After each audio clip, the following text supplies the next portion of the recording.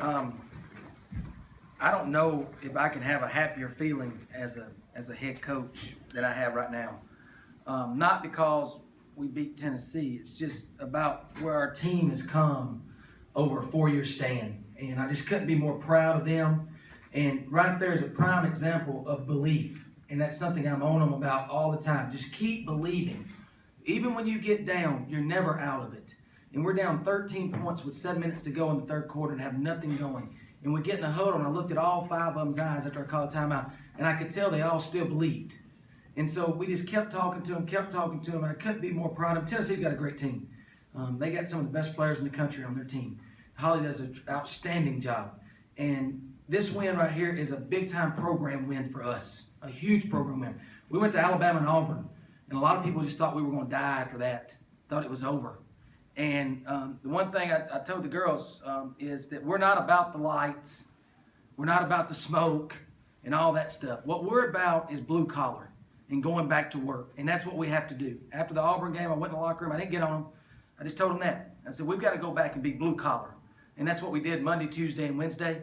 They were blue collar. They came out here today. They played their butt off in the first quarter. I knew they were going to respond. We had some letdown there in the third quarter, or second quarter, but you give yourself so much of a cushion in the first quarter. You knew Tennessee was going to respond. They're a good basketball team, good program.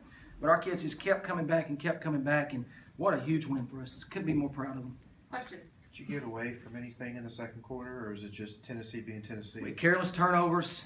We went against our scout. One of the things that we play so aggressive defensively. We're up the line so much, you have to know personnel. We give Jamie Nard 17 points in the first half, all off of just not going by our personnel. You got to know what she's good at, what she's not good at. And we had some letdowns there. I told them at halftime, I just reminded them, I made them read her bio and what we had in the scouting report. I made the people that's guarding her, Shaq and Greta, read that bio. Tell me what you know, because you know it.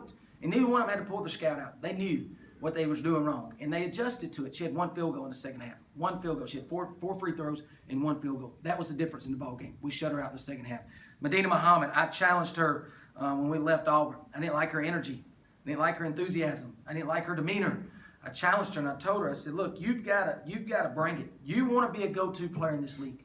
You tell me that every day. I want to be the go-to player. I want to be a player that's an all-league player. This is your opportunity. You get to guard Diamond DeShields, and then you got to go on the other end and play. And Medina had 21 points, guarded the Shields, held her to 4 of 15 from the field. 4 of 15 from the field. And everything she shot was tough. And just couldn't be more proud of these kids. And Taylor Manuel bounced back. Don't show up in the stat sheet on point-wise, but everything that she does for us is unbelievable. You look at a Mercedes Russell goes 4 of 14. Why does she go 4 of 14 inside a 10-foot? Taylor Manuel guarded her and made everything tough. We didn't really.